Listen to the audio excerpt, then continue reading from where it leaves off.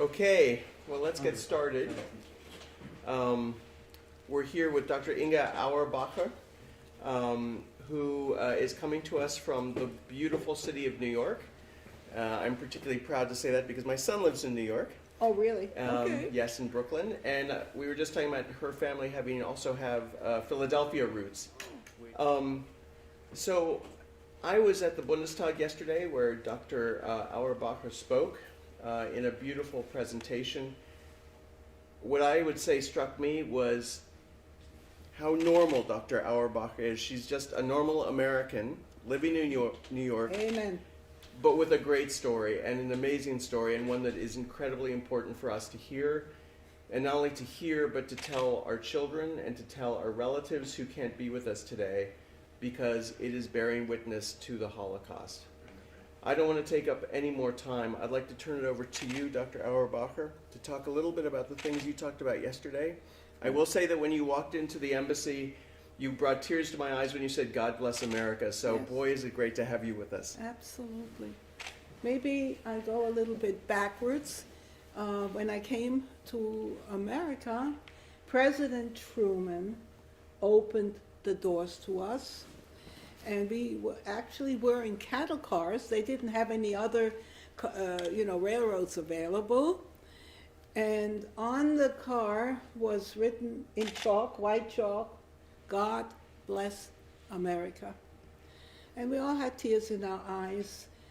And the first thing I saw, of course, we came by the Liberty ships, were the Marine Purge, and we saw the Statue of Liberty. And everybody went up to see that. And we said, finally, maybe we have found a good home. And some years ago, just lately, I did a sort of a backtracking, people who meant, and places who meant a lot to me.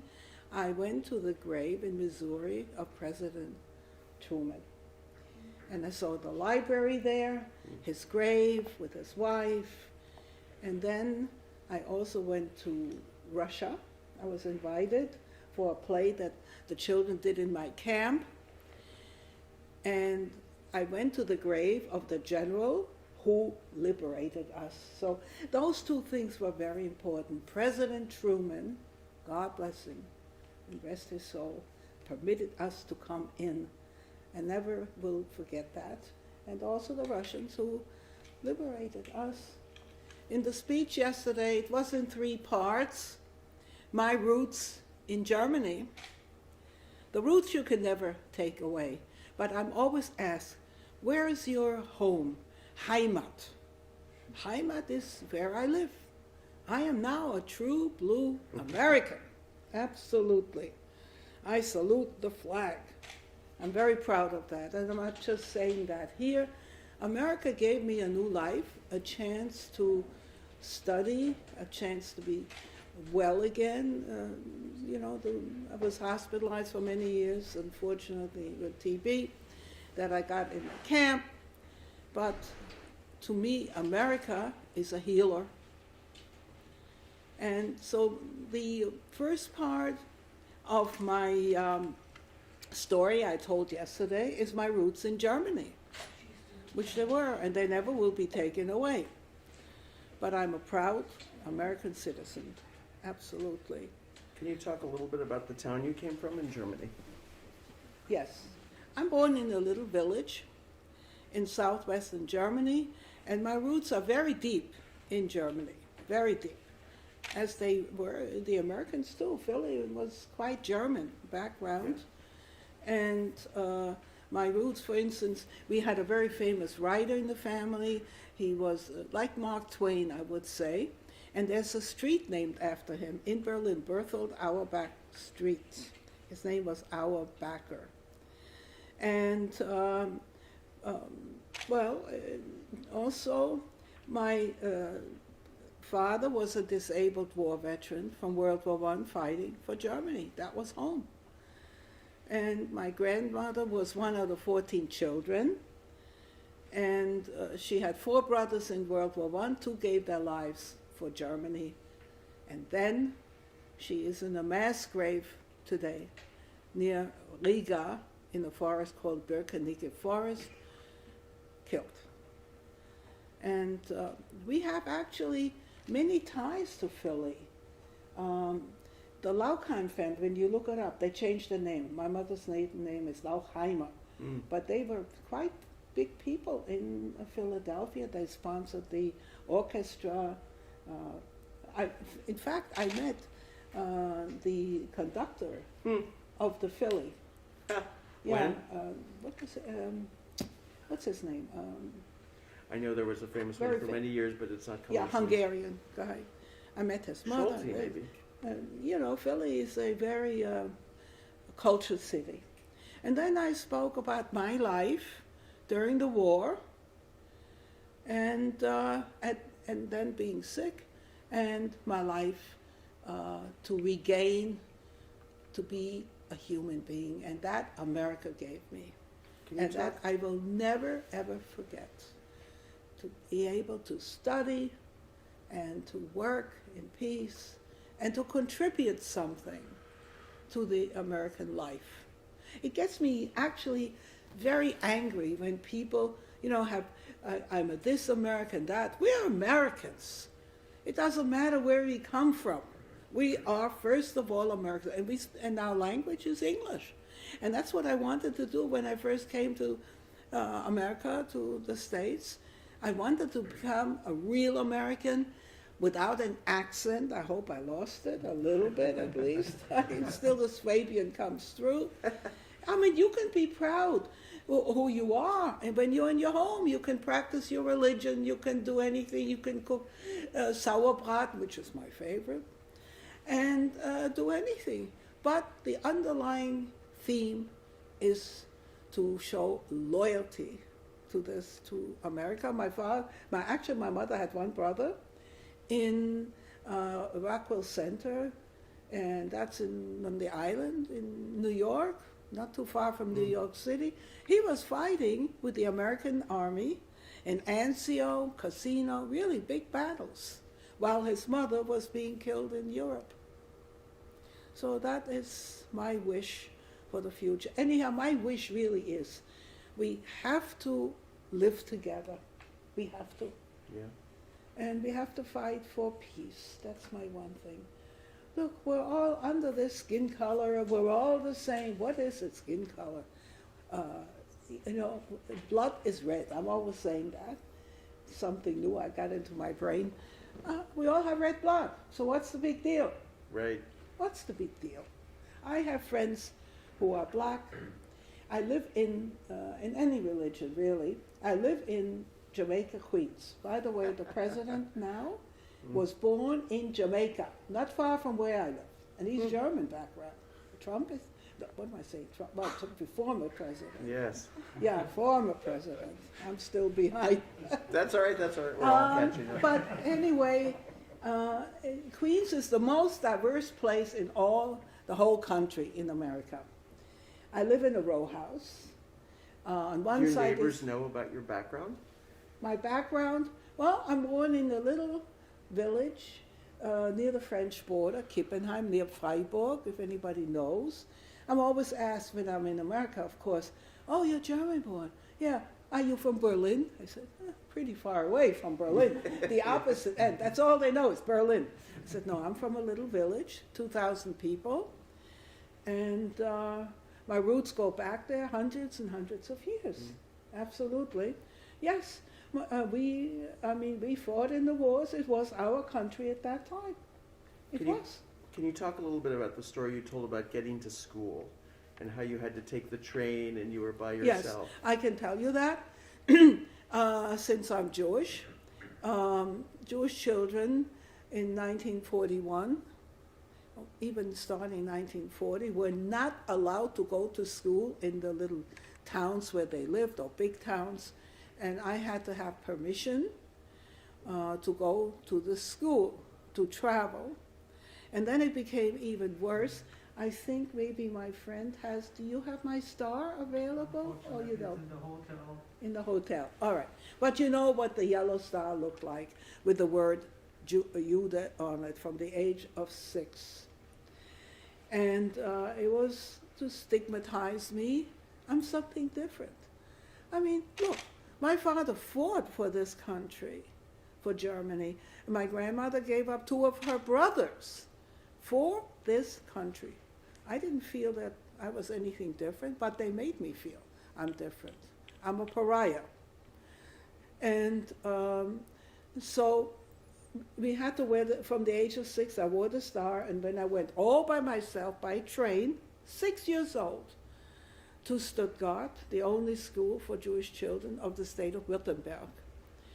And I remember once, my father always said, sit in such a way, try to sit near the left side of the window, lean, because there were always some rowdy kids, you dirty Jew, why are you here? And I was as clean as they. So I felt, I'm going to get rid of that. I mean, I still have some self-respect. That was the main thing, respect. And one day, a woman, she didn't wear a star, she walked by me, and she put a little bag, brown paper bag with rolls. Probably it was her lunch. And I never forgot her. And I hope she looks from heaven down. This little Jewish girl never forgot me. I didn't know her name. These are these random acts of kindness. Unfortunately, there were not very many, but some were. For instance, the doctor who delivered me, he belonged to the Nazi party, but he still took good care of us. I was born at home, in the house where my father was born. Long history of living in that little village, where we lived very happily, next to Christian houses. Didn't matter until the bad stuff started. And later on, this doctor, who was very good to Jewish people, there was something he did, I don't know exactly, but he was imprisoned for many years, never saw him again. Could have been euthanasia, I don't know what it was. But he got in trouble. You have choices in life. Are you going to stay a good person, or are you going to go and follow the hoodlums with these terrible ideas, and your life will change. You have choices in life. And I want to tell you a little bit more about my neighborhood. I live in a row house in Jamaica, Queens, which is one of the boroughs. And on one side, of Walls Touch, is a Muslim family, very devout, from Bangladesh. On the other is a Hindu family from British Guyana. Today it's called Guyana. And then a Christian house. And these 4 religions live happily together. And in a way, I mean, look, we have our problems. Not everything is good. I understand that. We had many racial problems. Hopefully, things get better. But all in all, America is still a haven for the oppressed, people looking for a new and better life. For instance, my neighbors have 6 children, the Hindu family. 3 became doctors. Now, where could, in any other country, poor people, the father was a guard, he died recently, a guard in the Metropolitan Museum of Art, and she sewed curtains. And where would a family like that have 3 children who are doctors? And the others study as well. Only, I would say, in America. And that is still the land of opportunity. And I hope it will stay. America is a big experiment. And every people who come there bring something. The Chinese have laundries. The Italians brought pizza, and everybody brings a little something. Jewish people brought the bagel, and other things. I think when you live in New York, everybody knows what it means to schlep something, to carry something. Yes. So the Yiddish words came into being. New York had, at one time, I don't know how many, 3 million Jewish people, New York City. And you know, there are pockets there where Italians live and so, but I like to live in a place where we have many different kinds of people. I would say one of my dearest friends, we met in the hospital. I worked 38 years in medical research and clinical work. I have a degree in chemistry.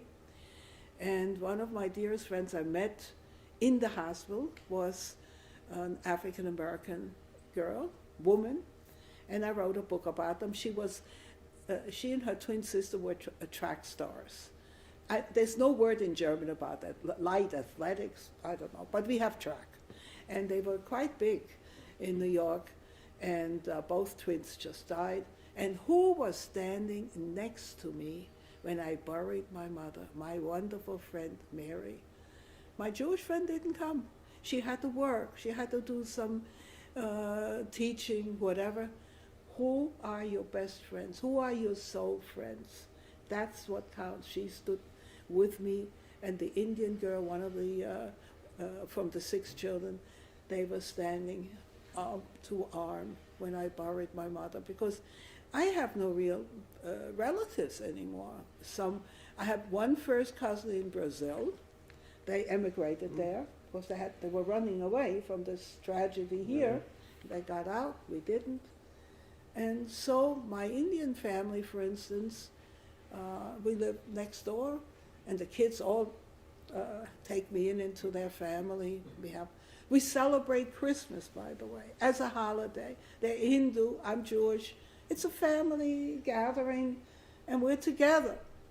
Not necessarily religiously, but just a nice holiday. You eat a lot of food, Indian and American, of course. Sounds perfect. Can I ask you to tell us a little bit about your pin? Oh, yes. I'm wearing a butterfly.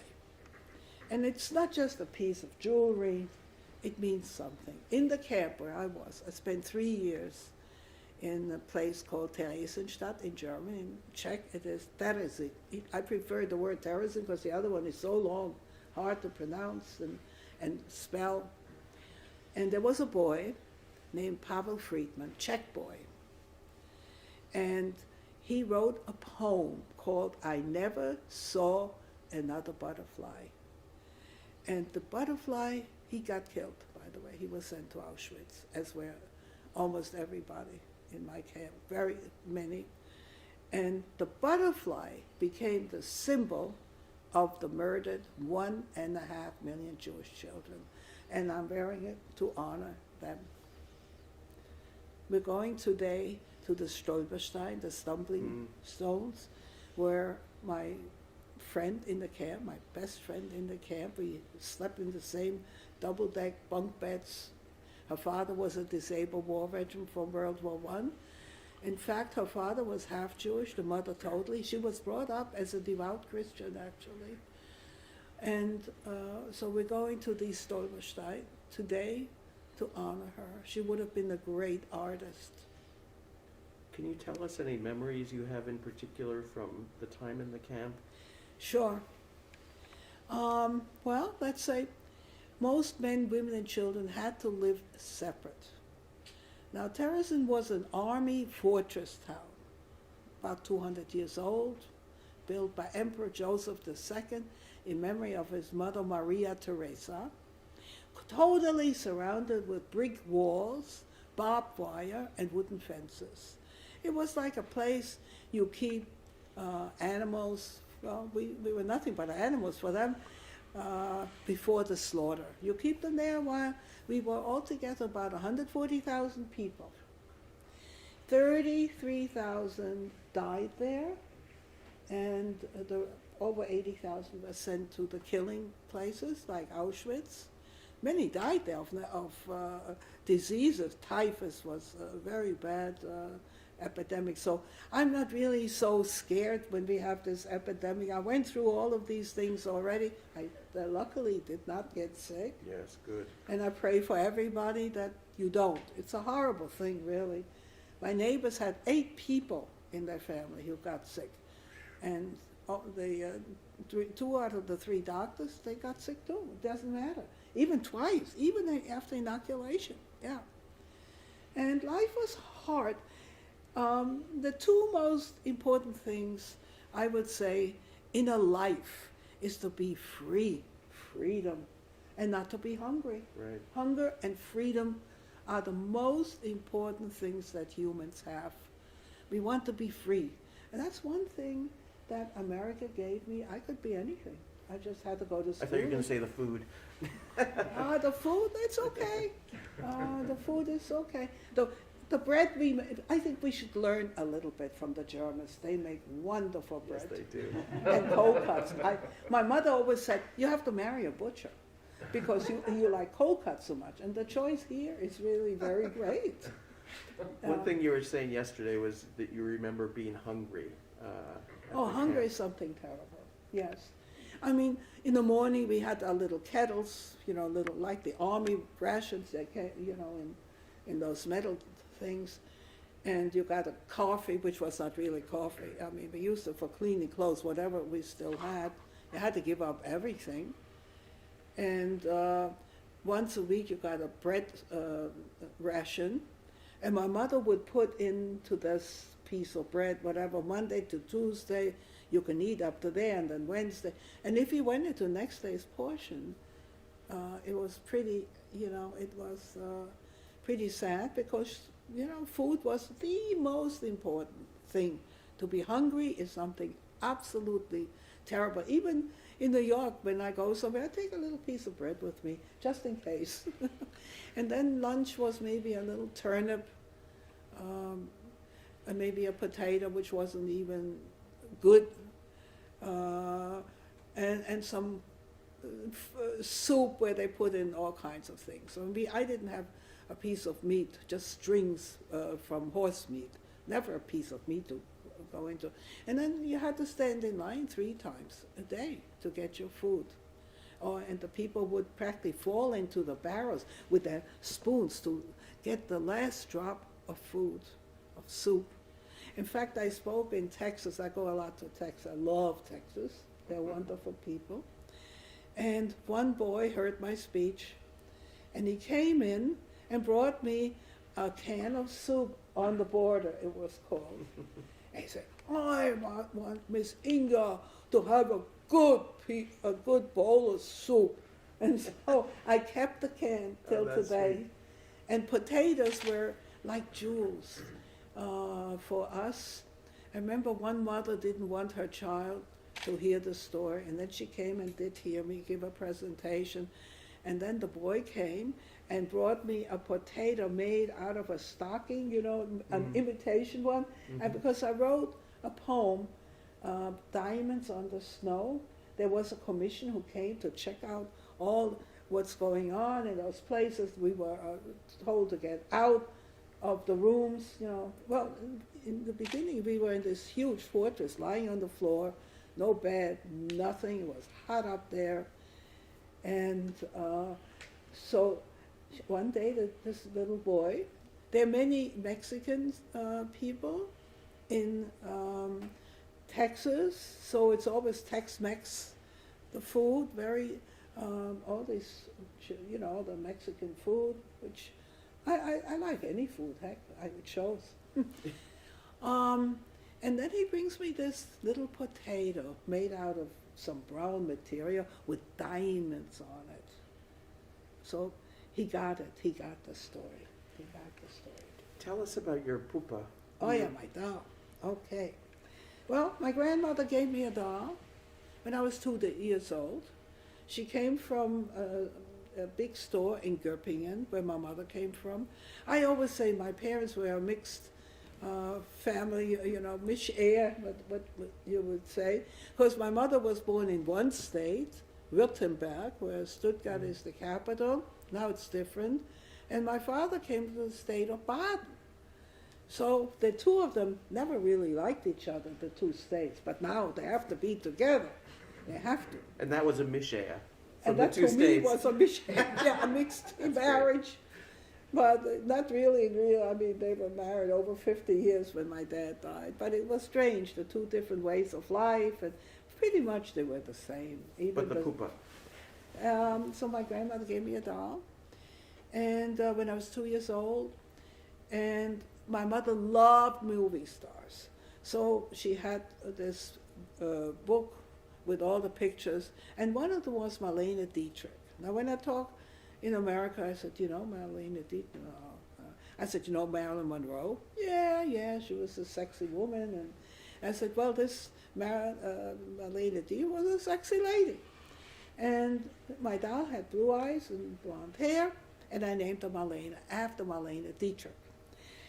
And there was the Olympics was in '36 in Berlin, where we made a film about that. She was made actually for that time, and her name, the actual name was Inge, I-N-G-E. Of course, in America they can't pronounce it, so it's Inga, Inger.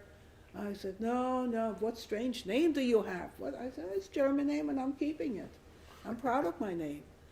And so we made a film called The Olympic Doll, and that's also when Jesse Owens, that was a tremendous tragedy when Hitler wouldn't shake hands with him just because he was black.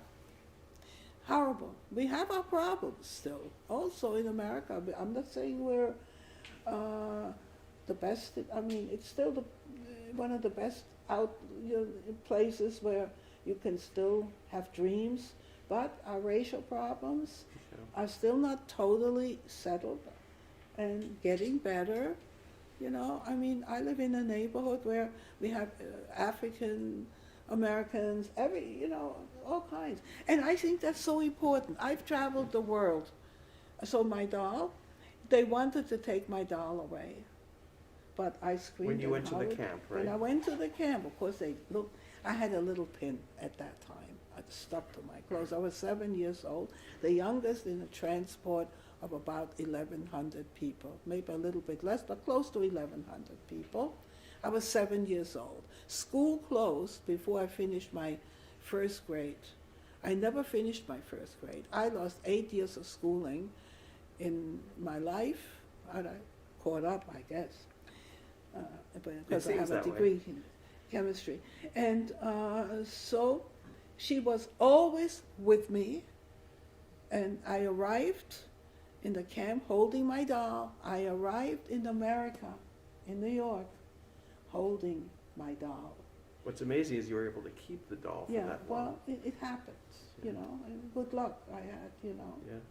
And we were settled. Most men, women, and children had to live separate. The transports to what was called the East went they were every few weeks. You had like Eichmann, who was in charge of the whole caboodle. I'm pretty sure I saw him. You couldn't look into his face, but he was there quite often. Every time he went, more out, more. We didn't know about Auschwitz. We just were afraid of the East.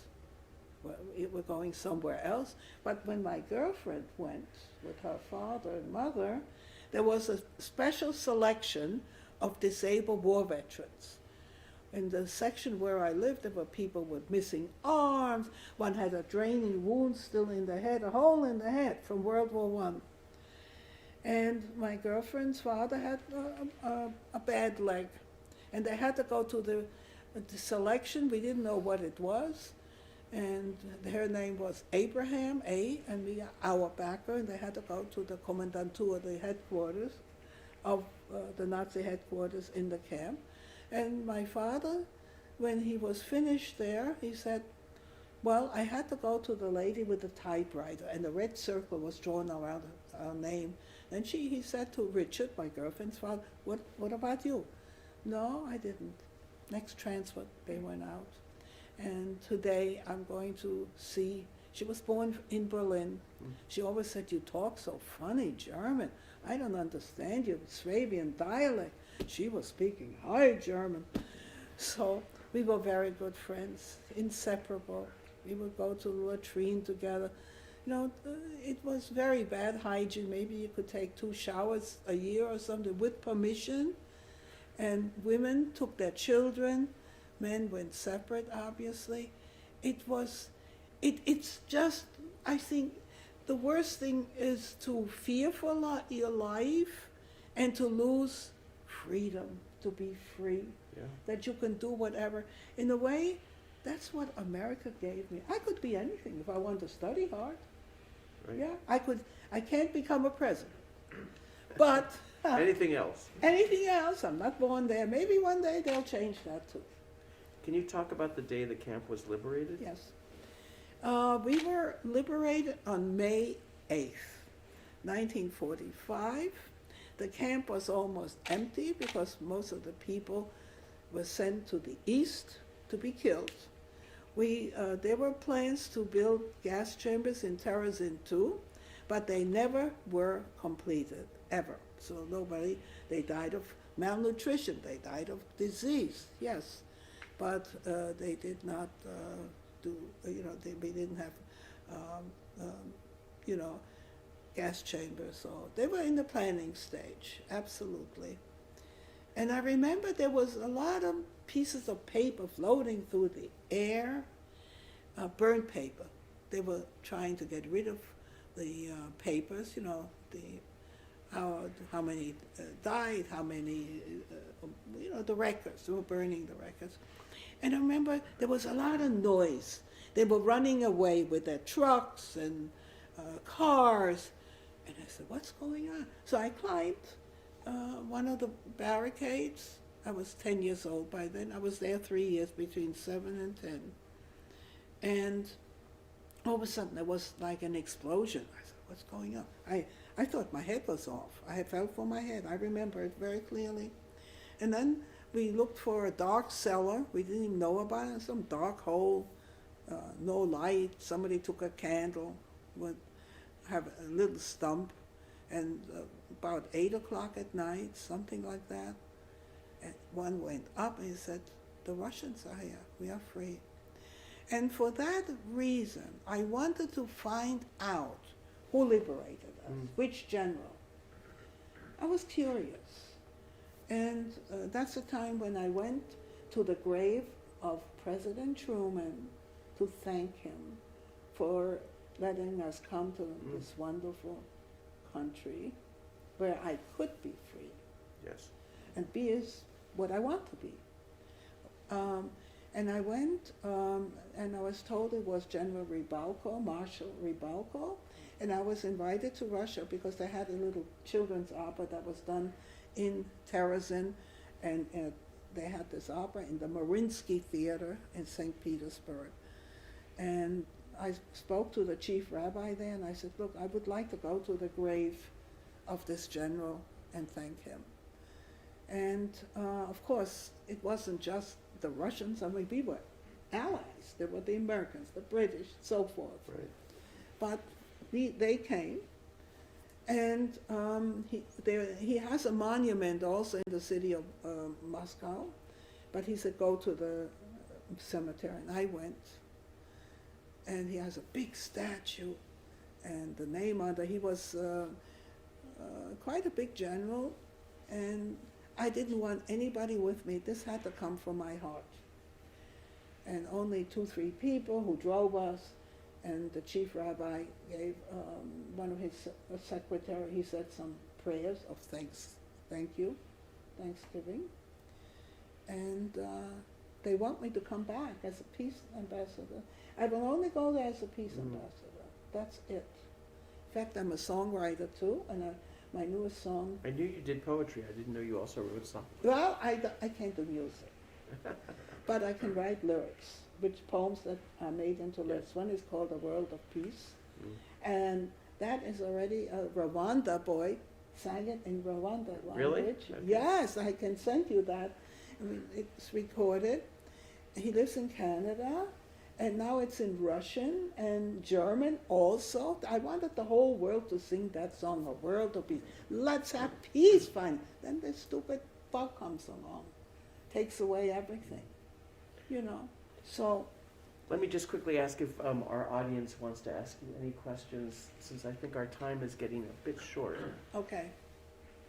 By the way, I just wanted one more thing. Yes, I was please. very sick after the war. Yes, you mentioned that. And, people are asking, how come they let you into the country? I had tuberculosis. I knew I had it in the camp, but I felt better after the war. And finally, after a few weeks, everything went fluey, you know, it just, I got very sick, and it took about 4 years of my life. And didn't you that. say they had just discovered the injection that... Well, in fact, the doctor who really, the PhD who discovered, was from Philadelphia. There you go. He discovered streptomycin, the first drug against TB ever. But his professor, this happened at Rutgers University in New Jersey, he got the Nobel Prize. Although he did the whole work. He would do the experiment in a cellar laboratory. Nobody wanted to go there. They were scared of getting sick. And yes, they were very poor Russian immigrant family. He was born in America, first one to go to college, brilliant boy. And he discovered streptomycin, co-discovered they call it now. Yes. And that's essentially what saved you. Well, it saved my life. And I had the opportunity then. I mean, I worked hard. 8 years of schooling was lost. But I tried to catch up. Maybe I did, I hope. But it sounds like it was difficult because you went to school, then you got sick again. And yeah, terrible. Again in prison. It was in Valhalla. I don't know, are you familiar with Westchester? Mm-hmm. Westchester, today it's called Westchester Medical Center, where I was a public hospital. And the Jewish community paid my bill because you could not, at that time, you couldn't be on relief or anything. It was not available. You had some organization pay for your, if something went wrong. It changed now, of course. Yeah. Anybody have a question? Yes. Yeah, what I admire most among Holocaust survivors that I've met is that how could you manage to get over all this bad experience and not live dominated by ill feelings, but get a positive attitude again and live your life? Well, I find that admirable. my wish was just to become an ordinary American, a teenager. Look, what you experience in life never really leaves you, or you try to get rid of it. Some people get mental disease. No, thank you. I did not, no. I just wanted to be like everybody else. I wanted to lose my accent, number one, learn English. And I learned it piece by piece. I would look at the picture book when I was in bed, in the hospital. Oh, there's an umbrella and Schirm. I said, oh, I got one more word. But I wanted to lose my accent. I wanted to blend in to this wonderful experience. And I think, I think I raised the flag more than Americans who were born here. Yeah. Yes.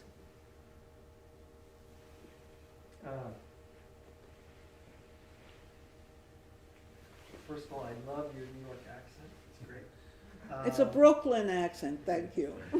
Tell my I lived son. in Brooklyn 5 years. That's my second hometown now. It would be interesting to hear what daily life in Terezin was like. It's sort of a weird question. But Talk a little louder. You Okay. people here, you're all so Okay. quiet. We're strong, It would we be- are. It would be American. interesting. It would be interesting to hear what daily life in Terezin was like. Like, Well, what I did you do explained during the a day? little bit. In the morning, you had to stand online to get your food. My mother worked in like the laundry. She was washing typhus clothes. And one day, she saw this huge, big heap of, she thought it was sheets and stuff. There were bodies underneath. Yes. You didn't, I don't even remember having a toothbrush. There was no such thing. And living together, and our mattresses were made out of straw. And your bed became your home. We were 2 out of the 3 years together with this family from Berlin, Abraham family. We were on top of the double-deck bunk beds. It wasn't really, the wood, you could get a splinter when you went up and down because it was just rough wood. And you didn't have a table, you didn't have a chair. Your little cubby hole, that was your home. And of course the fear of being sent away to the unknown. Even my doll had a little backpack. I packed a few little clothes. She's got to be ready when we go to the East. And when my girlfriend left, I was jealous. I said, she's getting out of here. I want to be on the train. We were not allowed to see the cattle cars, but they were standing there. But we knew, we felt, maybe it's worse, who knows, the unknown. I was jealous of her, yeah. I found now some relatives. There's a paper here at the Tagesspiegel online. Mm-hmm. I wrote to them. I said, I'm looking for a picture of my girlfriend. She lived on Waldstraße 84. Maybe there's somebody there who can help me. And there was a woman who was doing this research, Ahnenforscher, genealogy, and she found actually members of her family who lived in Germany still. They went to Palestine at that time, some of them, and they asked my girlfriend's father, I think before his marriage, come with us. And he said, what am I going to do there? I have a bad leg. I can't work. He stayed. And in fact, I just got an email. They found out I will be here. I'm there in Düsseldorf. I met them. And they're very happy that I remember their cousin, my second or third cousin. I met the whole family. They studied medicine here. And one married a doctor too. She became Jewish. She changed her religion young. And Ruth would have been a very good artist. She made these little drawings, a mouse and this. I put my doll friend, talking about a mouse, in a dirty, really filthy carton on top of my head of my bed. One morning I see this gray thing in there. And I said, wow, I didn't put that in. It was a dead mouse, and she was starved. Not even she could, or he, could find a crumb to stay alive. Do you still have the doll? The doll was given to the Holocaust Museum in Washington, Okay. but they promised me when I gave her away that they would show her permanently. They reneged on that, unfortunately, and I'm very sad about that. I might take her out again and be buried with her. It might be something, because she was my constant companion. We'll see what happens. And But she's still there. That's great. she's still there, That's good. not in great shape. I mean, I'm also 87 years old, but I'm young. That's right. If I didn't have this back problem, I would be great. I mean, I went as far as Afghanistan already. Wow. Camping trips. Yeah, I know Afghanistan very well. And they were nice people, by the way. I'm sure. Very kind people. Invited me in for chai, tea. And I've been in many countries of the world. And that's, you have to get to know other people. And, I mean, I have African American friends. In fact, I wrote a book about them, the twins. And the book is called Running Against the Wind. And the wind represents racial hatred. Can I tell you just a very quick story that I think you'll find interesting? Many of the people in this room actually participated in something that our bases did in Germany, which was to help evacuate the Afghans that had helped us to the United States. Right. And for instance, Salman, who is sitting over there, served as a translator for them to first introduce these poor Afghans who didn't know any English to American officials. And now many of them are in the United States. And so it's a continuation of some of the things you went through, coming to the United States as a young person, learning English, and so that tradition continues, and people here were involved in that. But one thing bothers me. When they compare the inoculation, the vaccination, to the Holocaust. What does this have to do with that? People are not being sent to concentration camps or being killed. We're trying to find now a way to get rid of this terrible bug. Right. We don't have it yet. Okay, we try with masks and vaccines, whether they work or not. Maybe they work a little. Anything is better than nothing. Right, absolutely. I have friends who don't want to be vaxxed, you can do what you want, you know, but it's your problem. But it's you bearing witness that reminds people it's not the same thing as what you Oh, went through. absolutely. I mean, how can you compare? I mean, they're not being killed or being sent to camps, you know. You still have freedom, too, to choose. Well, thank you so much for coming in today. I think we have to close down because we're going to take you upstairs so you can see the beautiful view from our roof. Oh, yes, Yes. yes. Thank you Thank- so much for coming. It Thank means so you. much to us. And